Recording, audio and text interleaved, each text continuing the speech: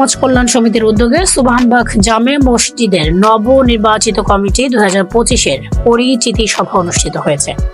শুক্রবার এশার নামাজের পর সাভার পৌর এলাকার সুবহানবাগ জামে মসজিদে পরিচিতি সভা অনুষ্ঠিত হয়। সভায় প্রধান অতিথি হিসেবে উপস্থিত ছিলেন ঢাকা জেলা বিএনপির সাবেক যুগ্ম সাধারণ সম্পাদক ও সাভার পৌর মেয়র প্রার্থী লায়ন মোহাম্মদ খোরশেদ আলম। এ সময় প্রধান অতিথির বক্তব্যে খোরশেদ আলম বলেন, আজ পর্যন্ত সাভারে কেউ মাদক নিয়ে কথা বলেনি, মাদকের বিরুদ্ধে কথা বলেনি, কিন্তু আমি মাদক, ছিনতাই, ইফটিজিং এবং সন্ত্রাসের বিরুদ্ধে যুদ্ধ ঘোষণা করেছি। আমি যদি আগামী পৌর নির্বাচনে মেয়র নির্বাচিত হতে পারি, তাহলে আপনাদের সাথে নিয়ে মাদক মুক্ত, সন্ত্রাস মুক্ত একটি সুন্দর সাভার উপহার দেব। সুবহানবাগ সমাজ কল্যাণ সমিতির সভাপতি অলিউর রহমান উজ্জ্বলের সভাপতিত্বে সভায় অন্যান্যদের মধ্যে উপস্থিত ছিলেন সুবহানবাগ জামে মসজিদের সভাপতি মাজহারুল হক আমিনুর, সাধারণ সম্পাদক আব্দুর রহমান সহ নবনির্বাচিত কমিটির অন্যান্য নেতৃবৃন্দ। এ সময় আরো উপস্থিত ছিলেন রাশিদুজ্জামান বাচ্চু, খান মজলিস বাবু সহ এলাকার গণ্যমান্য ব্যক্তিবর্গ।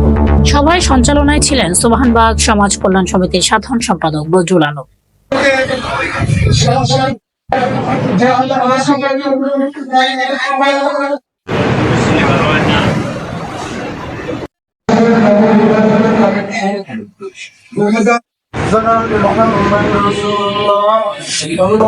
যদি আল্লাহ চায় আর আমি যদি পাঠ হয়ে আপনাদের পাশে থাকি, আমার জন্য দোয়া করবেন। সমস্যা আমরা দুইটা সমস্যা যেভাবে সুন্দর ভাবে সবার ঐক্যমতে মীমাংসা করছি, সাভারে মাদক, সন্ত্রাস, যানজট, উন্নয়ন যেন আপনাদেরকে সাথে নিয়ে এরকম সহজ ভাবে সবকিছু করতে পারে, আল্লাহ কাছে সেই দোয়া করবেন। আমরা চাই এটা এমন একটা পৌরসভা, এমন গুরুত্বপূর্ণ একটা পৌরসভা, বিগত সময় শুধু মেয়র না, অন্যান্য দায়িত্বে যারা ছিলেন, মেয়র উপরে যারা ছিলেন, তারা সঠিক মতো এটা দেখে নাই।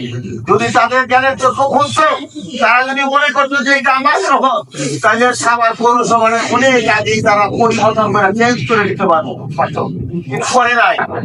তার মতো চলছে এখন আমি যদিও একটি রাজনৈতিক দলের সদস্য, কিন্তু আপনাদের একটা বিবেচনা করতে টোটাল সমাজে পরিবর্তন করতে হলে কার দ্বারা সম্ভব, কে পারবো, যারে আপনাদের ভালো লাগতো, যারে আপনার বিবেক মনে বুঝে দিয়ে পরিবর্তন সম্ভব, আপনারা তার পক্ষে দাঁড়ায়, তার কোন সবার পৌরসভার পরিবর্তন দরকার, উন্নয়ন দরকার।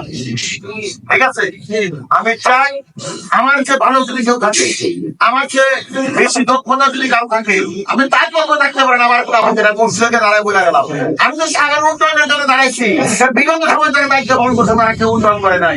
আমি মনে করি আমার নিজের শহর, আমার শহর, আমি যদি উন্নয়নের যদি সহযোগিতা না করি, আমি যদি নিজের চেষ্টা না করি, অন্য যদি চেষ্টা নাও করতে পারি, ঠিক না? সবার আগে আমার এই নিজের বাড়ি জায়গায়, আপনার বাড়ি জায়গায়, আপনার ফ্ল্যাটে জায়গায় আপনি মারা দেবেন, আপনার সন্তানরা থাকবো, তাদের জন্য একটা নিরাপদ ছাড়া দরকার না? এই জন্য কাজ করবো। আমি চাই আপনাকে সাথে নিয়ে, পাশে নিয়ে, আপনাকে মন্ত্রীর পরামর্শ নিয়ে, আপনাদের সহযোগিতা নিয়ে আমি আমার নির্বাচনে বৈতরণী পালবো ইনশাআল্লাহ।